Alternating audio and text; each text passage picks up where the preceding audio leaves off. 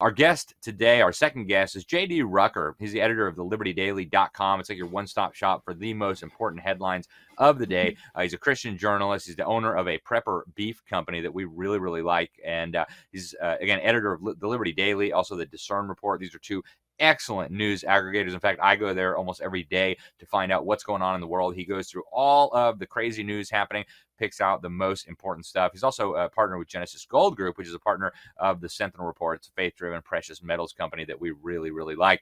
He lives in Southern California. Can't imagine why other than the weather. He's got a wife, 4 children, and it's a great honor to have him on. J.D. Rucker, thank you so much for joining us. Really a pleasure to have you.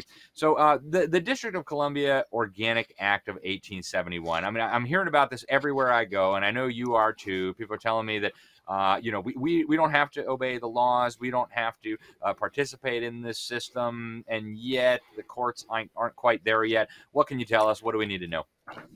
Well, first and foremost, it's not what it's being sold as. Right now, a lot of people are pushing it out there as, oh, this proves that we're a corporation and that we don't have to obey any of the laws or anything like that. If you actually read it all the way through and don't just listen to somebody on Telegram or something like that, you'll find out that this is about the incorporation of Washington, D.C. itself. This is about bringing together Washington and Georgetown and making them a standalone area where they would have their own municipal government and everything like that. This had nothing to do with U.S. citizenship, U.S. laws, or anything like that. As a matter of fact, it even declares in the document that basically none of this supersedes the Constitution, and that's where people need to focus on. Right now, Alex, a lot of people are really looking for what I like to call hopium or copium, either one, where they're trying to figure out, oh, we got to do something. And I get it. I understand the sentiment, but let's deal with reality here. Let's not jump into pipe dreams.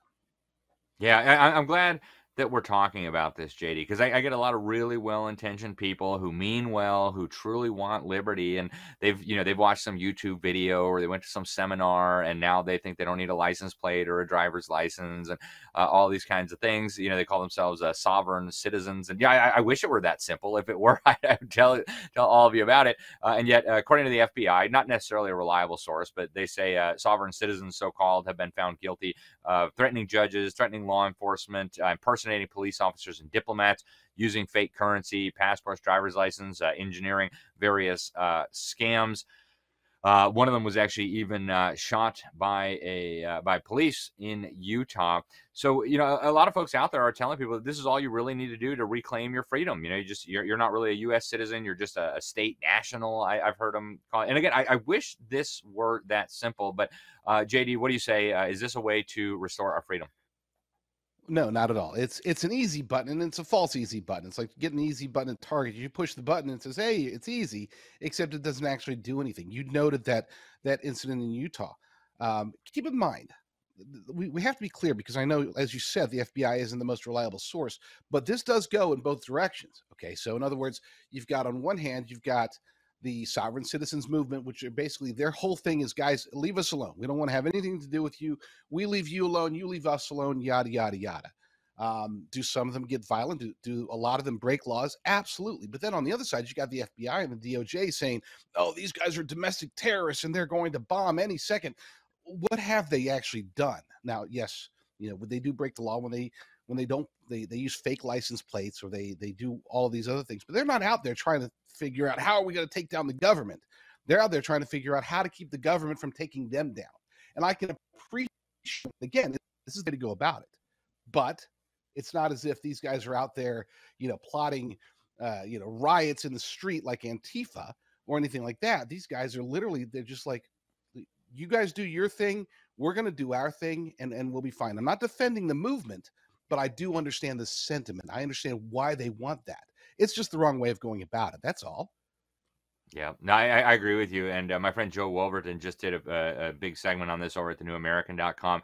I tried to kind of ignore it for years, but it just keeps coming up everywhere. And like you said, I know a lot of these people are well-intentioned. They mean well. They're not out there plotting to overthrow the government or burn down our cities like certain other movements might be doing. But, we don't want our viewers, our listeners, to get in trouble. We don't want you fighting these battles from behind bars. And we certainly don't want you in trouble with the law. JD, so much news going on. We'll do our news segment later, but I think you just heard Todd Starnes on the program here talking about whether America can be saved. What do you think? Do you agree? Is it too late to save our country, or can we turn this mess around? Well, this is our country, so whether it's too late or not doesn't matter. You know, they say when you're going through hell, keep going. Todd Starr is a good friend, and he's fantastic, right? But the question, is it too late? The way that I look at it, the question of whether or not we can fix America it's above my pay grade. God can fix America if He wants it to, and He will use us to do so. And if He doesn't want to, then He won't. Okay. Talk about sovereignty. We have a sovereign God that determines these things. But our job as American citizens is to fight the good fight no matter what. We don't need to know if it's going to work. We need to know what's right. We have the Bible, we have the Constitution, we have the guiding principles that will allow us to rebuild the family structure, that will allow us to take back our rights. We don't need sovereign whatever movements to do this. We have everything that we need. We just need to fight the good fight, continue to make sure the family is, as Todd said, is rebuilt, make sure that the church is doing its job and not getting involved in all this crazy wokeness, and make sure that we as individuals are fully prepared to do what is necessary. Now, does that mean get ready for revolution or civil war? No, I'm not saying that.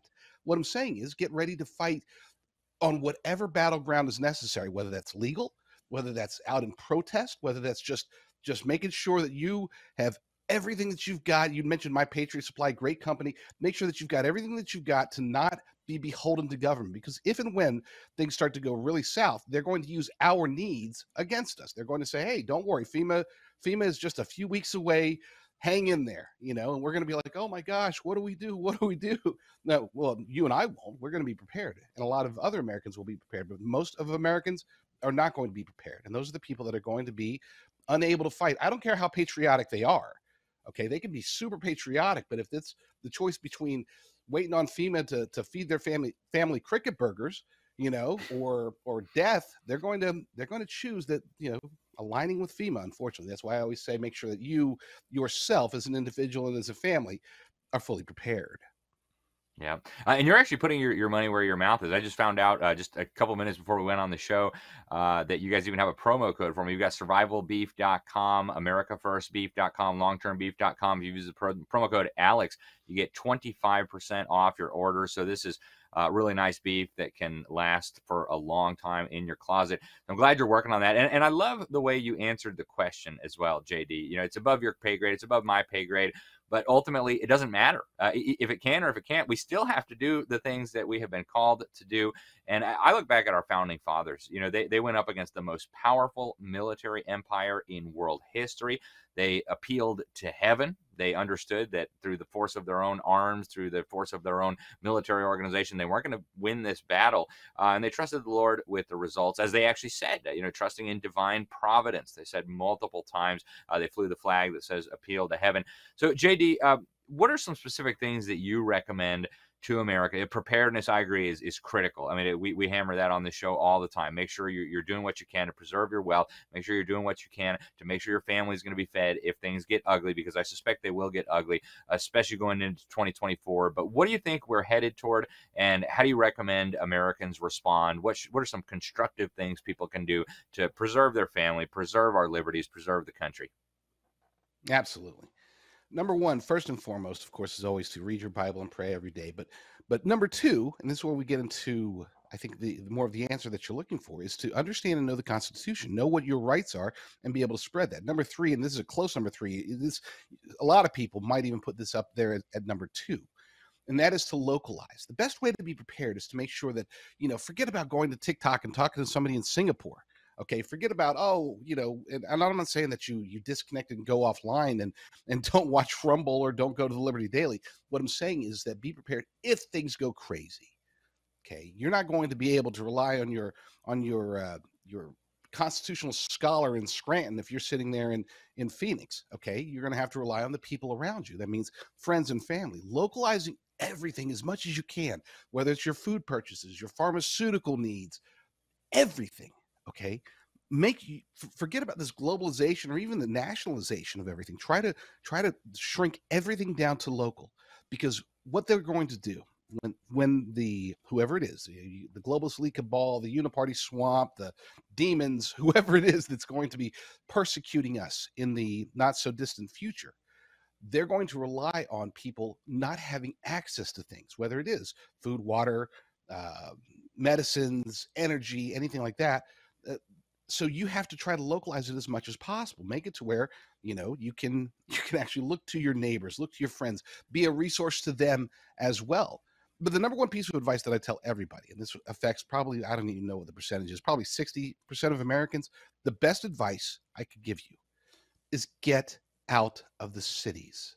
I'm a hypocrite. I live in a city in Southern California. You have no idea why. I am kind of stuck here. Okay, granted, I because of a certain familial medical situation. There's literally one doctor in America that can do what I need him to do, and so I think God played that trick on me and kind of forced me to stay here, at least for the time being. Eventually, I will be in Idaho or Montana or whatever. But if you do live in a city, more refugees, if you can move out, get out of the cities. Okay, get out of the suburbs. Everybody has their different needs. Okay, so there's different degrees of I guess you could say agrarian lifestyle that people can afford and that people can get into. Find whatever the furthest from the city that you can get, go there. Okay, if that means the suburbs, great. If that means out in a farm and a homestead, awesome. If that means a bunker somewhere in an undisclosed location that only you and your family knows about, great. But you don't want to be in the middle of Dallas or New York City if and when the crap hits the fan. Yeah, amen. Yeah, I couldn't agree with you more. I've been urging people to do it for a while. And sorry, you got to be stuck in Southern California. I was actually just there last week, and you guys have some really nice weather, JD. But man, the communism is just overpowering. And I would add one thing to your list, and that is staying well informed, folks. And one of the places you can do that is at thelibertydaily.com. JD does a fantastic job of picking the best and most important news items. He often links to libertysentinel.org, so we appreciate that very much. JD, you do a lot of different things. In fact, I can't imagine how you find time to do all of them and do them well. But tell the folks how they can follow you, your excellent work, other than thelibertydaily.com. I always say the best way people can ever reach me, contact me, see what I'm thinking is X. I'm not a huge fan of X, but because they have open DMs and because it's easy for me to manage, that's the easiest way to get in contact with me. I don't post nearly enough there, but yeah, well, if you want to talk to me, open DMs. I don't have to be following you for you to reach out to me. Just go to X and it's /JD Rucker, twitter.com/JD Rucker. And yeah, let's talk. Hey, I really appreciate it, JD. Thank you. You're doing excellent work on so many fronts. We are so grateful for all that you do to keep Americans well informed. I know you've got massive traffic at your website. So thank you. Folks, go follow him on X. You will not be disappointed. And JD, thank you very much for joining us. Thanks for all you do for our country. God bless you, sir. And I hope we can get you back soon. God bless you, your team, and your audience as well, Alex. Thank you so much, JD.